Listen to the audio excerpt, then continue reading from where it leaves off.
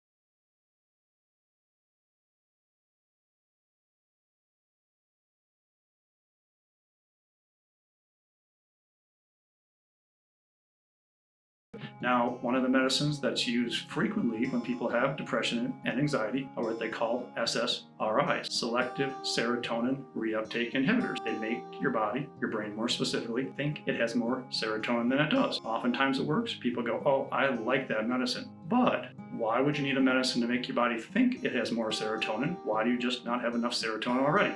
Well, 90% of serotonin is made in the gut, goes to the brain likes it very much. How about the calming neurotransmitter GABA? That's also made in the brain. Now there's a fantastic article from the Harvard Review of Psychiatry, 2020, entitled Gutted: Unraveling the Role of the Microbiome in Major Depressive Disorder.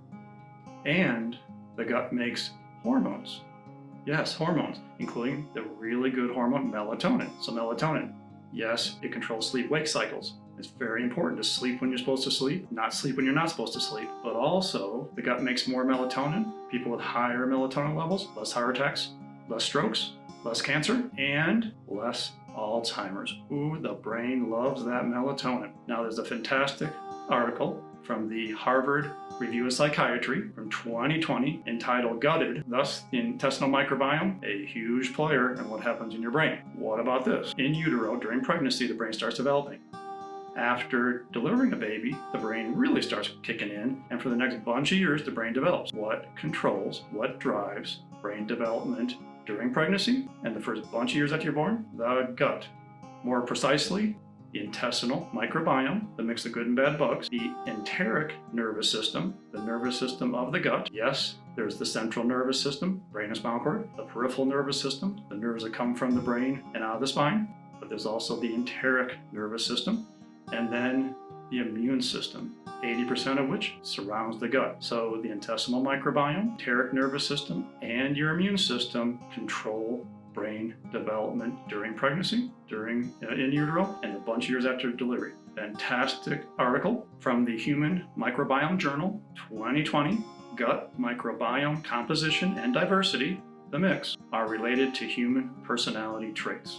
The intestinal microbiome, can you believe it? The intestinal microbiome actually controls personality traits?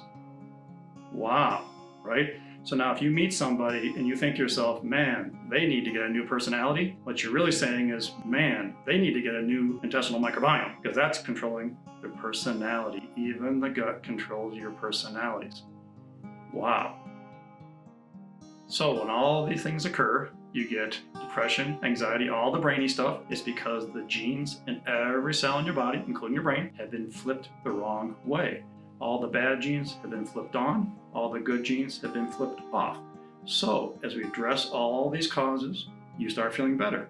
The reason you start feeling better, you start flipping your genes. Oh, hey, I'm feeling better. Ooh, I'm feeling a whole bunch better. Oh, I'm feeling a lot better. I feel great. Now we lock you in place so you don't get stuff as time goes on, including we prevent future anxiety, depression, return of any of the brainy stuff, but we also, because we're lumpers, not splitters, we're preventing all chronic disease. Now, prevention. Yes, we know how to prevent things because we know what causes them. So when it comes to preventing, what I tell people is, Dr. Billstrom says prevention makes sense. S-E-N-S-E, stress management. We live in a crazy, stressful world. It's always something. So we always have to be doing things to manage stress optimally. Deep breathing, visual imagery, repetitive prayer, progressive muscle relaxation, getting outside, exercising, all kinds of things. Eating. We need to avoid fast foods and the highly processed foods. Truly, they're not foods. They're food-like substances. They have no nutritional value. We have to move more towards whole foods, real foods, foods that are grown, foods that grow up. So if you look at a label and you can't tell what half the ingredients are, you probably shouldn't put it in your mouth. You pick up a whole food, there are no ingredients. You pick it up, there's not a label. It's a carrot, it's an apple, it's a broccoli, it's a steak, it's a potato, it's a chicken. It's just whole foods. That's where the nutrients are. And nature. Nature is so good at helping human health and well-being. Get outside. No matter what you do, get outside. Now, for more information about the science behind how nature helps human health and well-being, I once again refer you to my book, available on Amazon, A Nurse Practitioner's Guide to Autoimmune Medicine, Reversing and Preventing All Autoimmune Disease. Remember, the immune system's involved in every chronic health issue. There's a special code that allows you to access additional information outside the book, including 2 different PDFs on how nature helps human health and well-being. The trifold that we share with all the patients in our clinic so they can use nature, but also a summary of over 60 different scientific articles about how nature helps human health and well-being. Sleep, so important. Go to sleep when it's dark, wake up when it's light, do relaxation before bedtime, turn off electronics before bedtime, use a little melatonin if you want to. We just figured out, right, that melatonin is super good for the brain and the body. E, exercise. Just move. Just get out there and move. Whatever you do, just move. Including a lot of new literature suggests that stretching can be just as good in so many ways to aerobic exercise. So even if you don't have the physical capacity to walk, run, bike, go to the gym, sit and do chair yoga. Sit and do chair Tai Chi. Stretch. Profoundly impactful. Now, if we do this correctly, not only preventing disease in you, but we're going to prevent disease in future generations. Because what the data tells us, if we can flip genes the right way, we fix what we got, we prevent new stuff. But if we can flip the genes the right way in adults before they have children, before conceiving a child, they will pass on cleaner genes to the next 6 to 8 generations. Oh my goodness, we could prevent anxiety, depression, all the brainy stuff in the next 6 to 8 generations by doing this now. This is changing the world of anxiety and depression. So in conclusion, anxiety and depression, oh so common, but never normal. Nobody is an anxious person inherently or a depressed person inherently. It's just a chronic health issue. We know what caused them. We can make them go away. All brain stuff is just brainy stuff. There's nothing, any of the ones I mentioned, that cannot be made better and not to make going away, including 70% of autism is one particular autoimmune disease. For example, the brain is the second gut. The gut's the second brain. Well, I think you know now who's really in charge there. Thus, we got to keep our guts healthy if we're going to prevent and reverse anxiety, depression, all the brainy stuff, but because we're lumpers, not splitters, all chronic disease. Ultimately, chronic disease comes from flipping genes the wrong way. We can flip them the right way. We flip them the right way, you feel a lot better, you stay good. We flip them before conceiving a child, we pass on cleaner genes to the next 6 to 8 generations so they don't have as much chance of having to deal with anxiety, depression, all the brainy stuff. This is Bingham Healthcare, changing Eastern Idaho, changing the world Today, changing the world, that is anxiety and depression. Thank you.